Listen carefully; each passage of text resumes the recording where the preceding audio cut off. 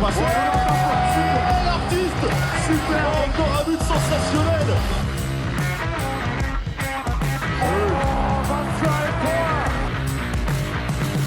That's a brilliant bit of follow-up play by Mahe. Oh my goodness me, what a shot. Sagosen setter det hen! Han setter den! De er i semifinale igjen! Hello everyone, welcome back to the Uninformed Handball Hour. The second part of our preview for the upcoming Women's Handball World Championship starting on Wednesday.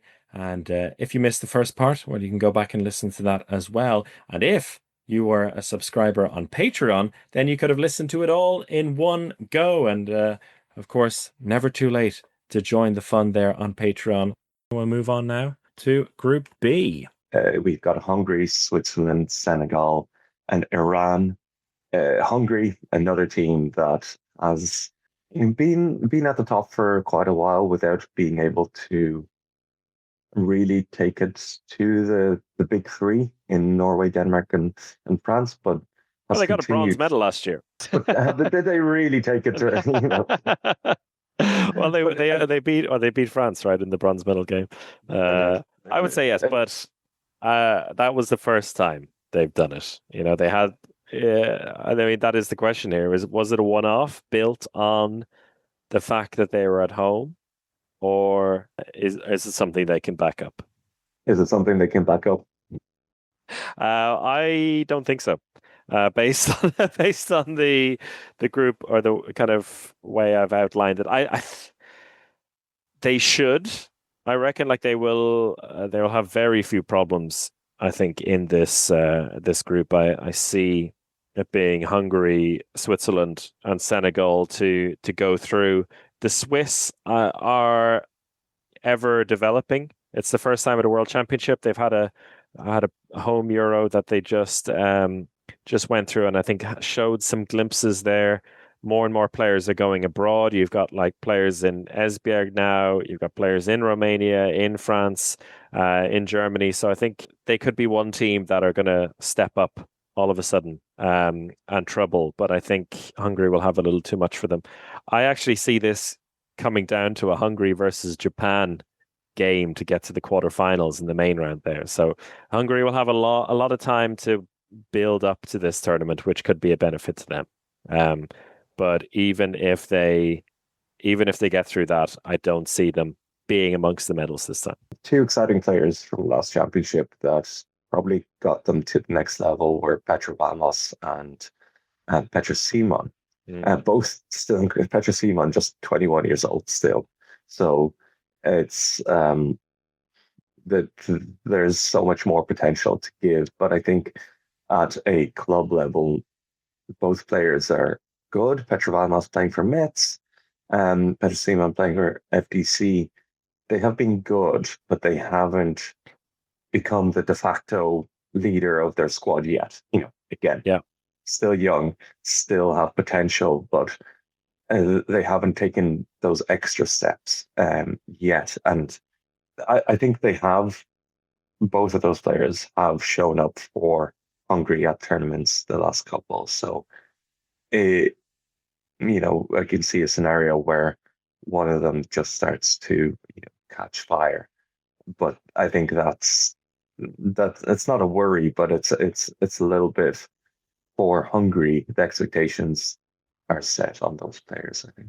Yeah, I mean, I think it's a little bit like the men's one. I think I'm saying they might not get amongst the medals there, but I could easily see them, you know, losing a dramatic quarterfinal to France and giving it a good go, because even though they are not at the very top of the women's game at club level, Hungarian handball players, Hungarian athletes love their country, and they put on that jersey and it lifts them. And we've seen that on the men's side many times where we're like, how is this team getting through the tournament? I could see that maybe with the women's side as well.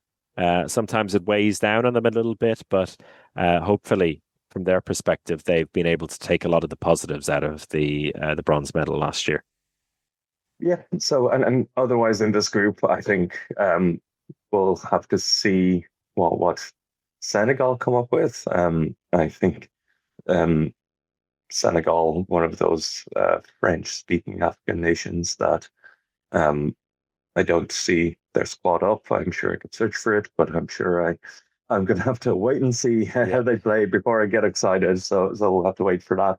And I think Iran is a really quite amazing story for them to compete in the World Championship.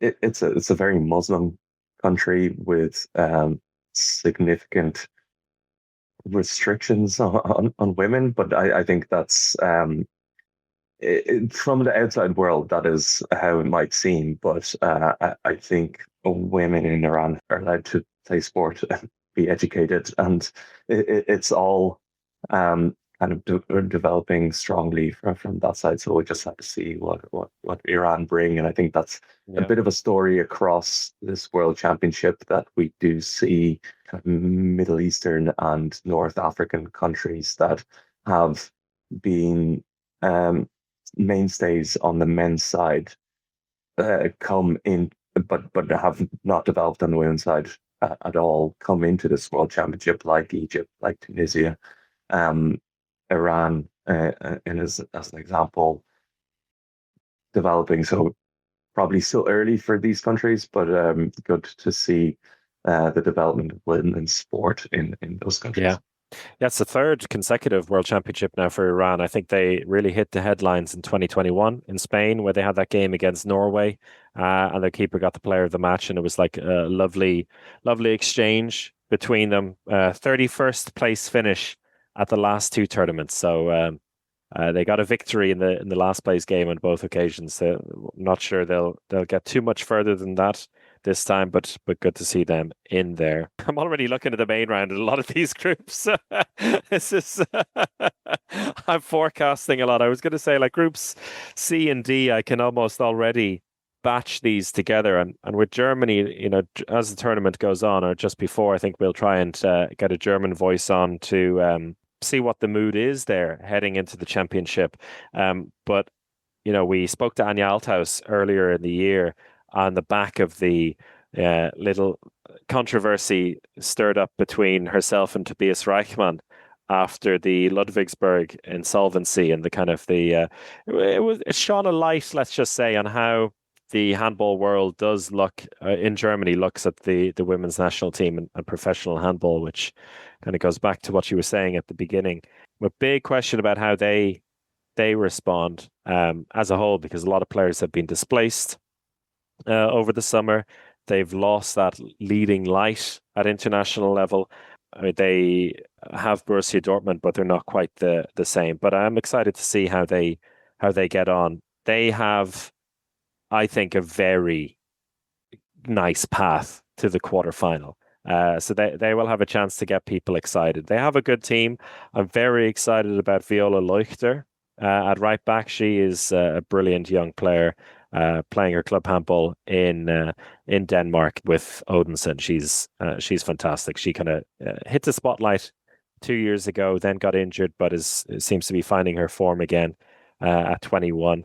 For me, it's the rest of the teams in this group, which these two groups that I think are really exciting, because I think there's big question marks over like the established old nations of Serbia, Montenegro, and Spain. It's almost, I'm not going to say a race to the bottom, but there could be some problems here for them as they battle out against each other and against the likes of Faroe Islands and Iceland. Montenegro maybe not as much as the other two, but Serbia and Spain, it's not looking bright for me.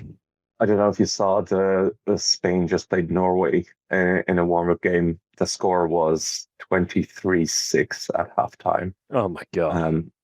And I think it was 43-19 at the end of the game. As you said, race to the bottom. I think Spain and Germany have similar parallels there on the women's side. They should be much better than they are. I think for Spain, they don't have a club scene really at all. They don't have a team that competes at any level, at club level, not in the Champions League, barely in the European League, with the one team, Bera, providing a large part of the squad. it's a bit of a pity. And maybe just quickly on Germany and the potential that this tournament has. We saw what happened in Germany for the men's championship, the way that the country embraced it. And of course, we should probably get someone German on to ask this question to see what levels of excitement are. But I think it's a pity that Germany, which is a absolutely handball loving country, hasn't embraced women's handball. And I have to say, Tobias Reichmann is an absolute donk. He's been, yeah, he's taken the former player talking heads to handball. Like, I don't think we've seen this a headline grabbing, slightly annoying former pro reporter in handball, and this is a new development. He likes to grab a headline and has some questionable takes. For any listeners, I think it's worth going back and maybe we can repost the episode that we did have with Anya Althaus. Basically, the outrage and the disrespect that the women's handball got on the back of those comments in Germany. I wonder if, again, at the end of the day, Germans love to go to live sporting events. Yeah. That is their bread and butter. It is their culture. So I imagine a lot of these games will be packed no matter what. And I would be offended if they weren't. And that's what we're looking at right here. Yeah, it is. It's basically the answer to the opening question about where the sport is in these two countries, like in comparison to other women's sports, will be answered in the opening week, because you would expect in countries like Netherlands and Germany that they will come out in their droves and they will fill out, Poland versus China and Faroe Islands against Paraguay, because it's a major championship and it's because it's in their home nation. So, yeah, I think with the time of, accepting 200 people in an arena for these kind of games is now gone for this sport. We're not in Japan for this tournament, so that will be a big test. But yeah, I mean, where do you see Germany should be on top here in this pair of groups? Like they've got Serbia, Iceland, Uruguay in the preliminary round. Serbia very much a post Andrea Lekic. They do have Dragana Svijic in there, but there doesn't seem to be much coming through at the moment for them. Iceland, I think them and Faroe Islands could do some damage against the other kind of mid-ranking teams because they're well organized and well drilled. But I think actually Iceland lost the Faroe Islands in the Euro qualifier recently, so they're a little bit lower there. So I think there's no problem. I think it'll be interesting when Group C and D come together. Who do you fancy off the top of your head to join Germany in the quarterfinals from these two groups? Group D, it's Montenegro, Spain, Faroe Islands, and Paraguay. I think Montenegro still have the quality in their squad to get through this grouping. I think they won't make it easy. It's never easy with Montenegro. That's the way they play. But I think they still have the top level quality in the likes of Vitana Gerbic and Tatjana Brinovic that other teams, and of course Georgina Jakovic, that other teams just don't have, and that's enough at this stage of a tournament to get through. But hey, we're just going to see what the kind of smaller Scandinavian teams can do on the women's side. Jana Mitton, of course, playing for the Faroe Islands, a really exciting young talent, just like her brother. Brother is Ollie, yeah. And cousins, of course, in the Asha Pagatus. I mean, the Faroe Islands team who managed to draw against Croatia last year at the Euro. They've sent even more players now over to Denmark. I think they have at least half of the squad, if not more, now playing in Denmark. So they will be developing well, and they have a good coach in Klaus Mogensen. But Montenegro, they did play against each other in the Euro qualifiers in Tórshavn, which Montenegro won, not by a lot. It was a close enough game. So, but I think that they do have the edge there. But yeah, the fact that Spain, who, only 4 years ago were in a semi-final of the World Championship, 6 years ago were in the final, lost by a last-second dramatic penalty. It's a massive fall for them that they're not even in the conversation to get into the quarterfinals. But for the English speakers among us, they've got Nicole Wiggins of British heritage and Maria O'Maloney, undoubtedly of Irish heritage. So we'll be shouting for them as well, no doubt. Let's fire through the rest of the groups. I think Group E with Netherlands, Austria, Argentina, and Egypt. Again, it is pretty straightforward here with the Netherlands. And again, maybe similar question to how the Netherlands will embrace this championship. I think it's a pretty big deal that they're hosting this championship. I think this is a country that has embraced handball at times, but can love it more. The potential is there. And the Rania fans do show up in their colours, so I imagine there's going to be some packed out stadiums for the Netherlands.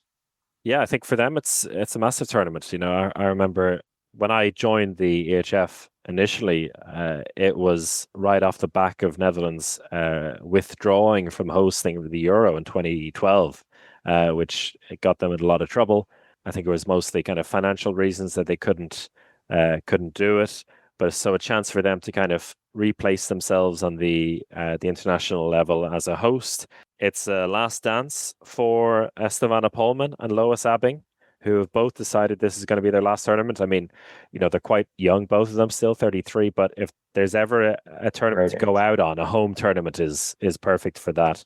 Besides that, they've got a real nice mix of players. Deone House here, I think it's her time. She's broken out at club level. I think she could have a kind of a career-defining tournament, and they need players like her to do that if they're going to go deep. Everything is set up kind of beautifully for this team, so I think they're a bit like Norway. We might hold on a little bit before we go into more discussion on them.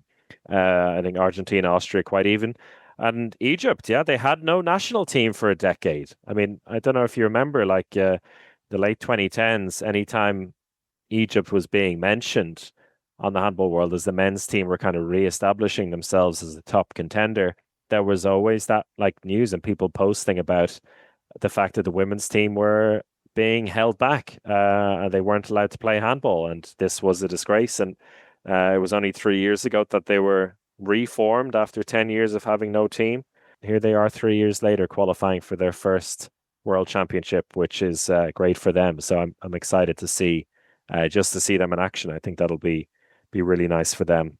And over in Group F, which will pair up with this group, we have France, who are the leading light. I think a little bit of a interesting test for them as well. Like I said about Denmark, they're going to have to come up with something new, I think, to challenge. They've brought in some young players. The state of the club game seems to be quite healthy at the moment. I mean, Brest Bretagne are looking great, and they make up a lot of the squad themselves and Metz. So there's a lot of familiarity in there with this team. Sebastien Gardieu has now had a proper amount of time to work with the team as head coach. So I feel like we're going to see a positive bounce from them. They're taking on Poland, Tunisia, and China in their group. Poland are a little bit off the pace, I feel. So France should come through that quite comfortably. And I think it's all set up for both them and Netherlands to go through. France did face a setback with Laura Glauser being out of the tournament, but Hajdu Sacco is the greatest player of all time. Based on recent performances, she's just been incredible for Győr, regularly putting in games of 20 saves. So she's coming in incredible form, as well as Sarah Boutit, who's been so good in the Champions League, second top scorer. So lots of talent in the squad. It's France. They're going to get there. The last two groups, I think we can group up again because I think it's a really exciting main round group 4 when groups G and H come together because you've got Sweden, Brazil, Czechia, Norway, Angola, and South Korea all potentially facing off in a group. This tournament, this time of the kind of cycle of the Olympics, is ripe for new players from Angola and South Korea to come and shake things up and surprise us all. You know, the two teams you always think are good for a shock to surprise somebody. Czechia, without Jerzabkova, she's out pregnant at the moment. So a big loss for them. Norway should fly through it all. I think Sweden are in trouble based on what I've seen.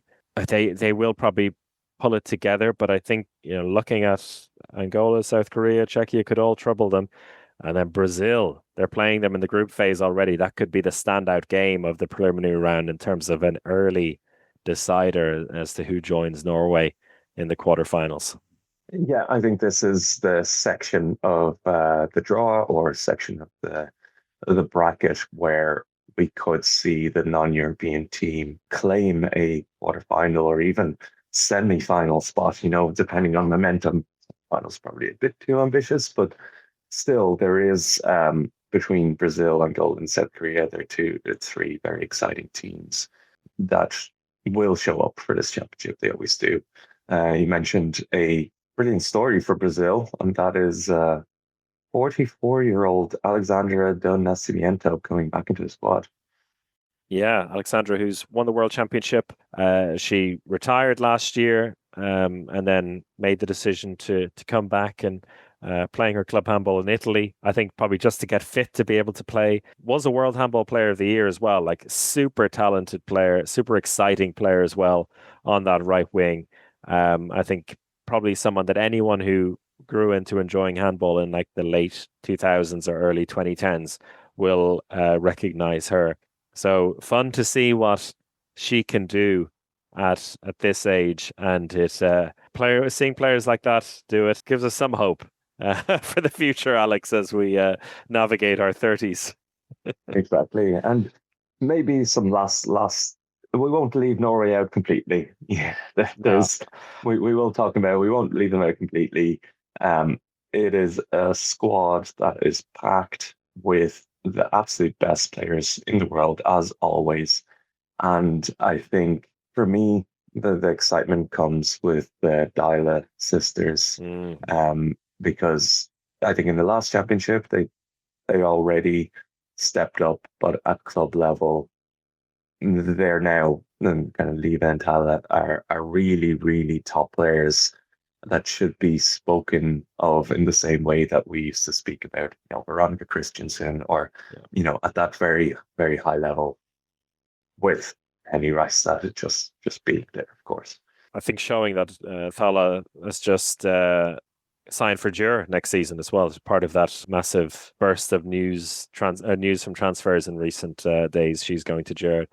The big thing is Ole Ekstad has come in as coach, that he's taken over from Thorir Hargaisen. Any other circumstances might seem like, oh, is there some danger here? But, you know, if any man knows those players to come in, like it's him. He's coach Vipers, he's coach Odense. He's well set up for this job. And the question over the next couple of weeks, which we'll delve into in the podcast, is how and who can stop this Norway side.